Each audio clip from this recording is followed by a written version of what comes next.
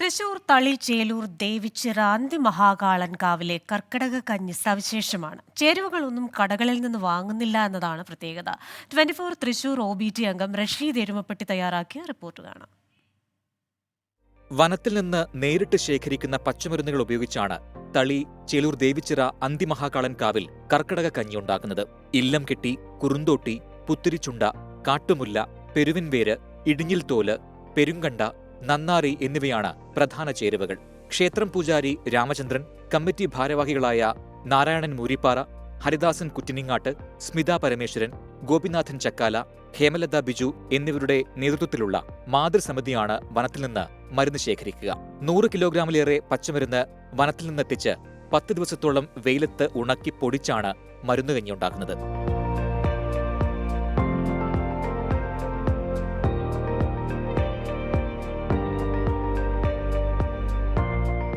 ഔഷധങ്ങൾ ഞങ്ങളുടെ ഈ കാട്ടിൽ നിന്ന് സംഭരിച്ച് എല്ലാവരെയും കൂട്ടി സംഘടിപ്പിച്ച് ശുദ്ധമായ നല്ല മരുന്ന് ഉപയോഗിച്ചുകൊണ്ടാണ് കഞ്ഞി കൊടുക്കുന്നത്. കർക്കിടമാസം 1-ാം തീയതി മുതൽ 10 ദിവസം ഞങ്ങൾ കൊടുക്കും. 500ഓളം പേർക്കാണ് കഞ്ഞി കൊടുക്കുന്നത്.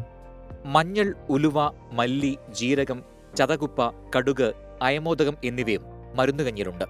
ഇവയെല്ലാം സ്വന്തമായി ഉണക്കിപ്പൊടിച്ചാണ് ഉണക്കലരിക്കഞ്ഞിയിൽ ചേർക്കുന്നത്.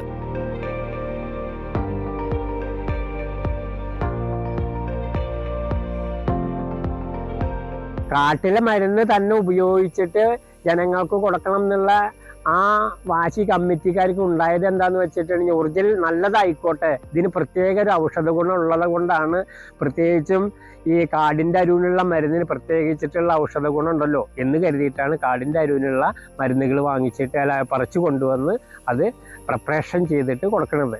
കർക്കിടകം 10 വരെയാണ് കഞ്ഞി വിതരണം. 9 വർഷമായി ഇവർ ഔഷധക്കഞ്ഞിയുണ്ടാക്കി വിതരണം ചെയ്യുന്നു. ജാതി മതവ്യത്യാസമില്ലാതെ 500ഓളം പേർ ഔഷധക്കഞ്ഞി വാങ്ങാൻ ദിവസവും ക്ഷേത്രത്തിലെത്തും. 24 തൃശൂർ.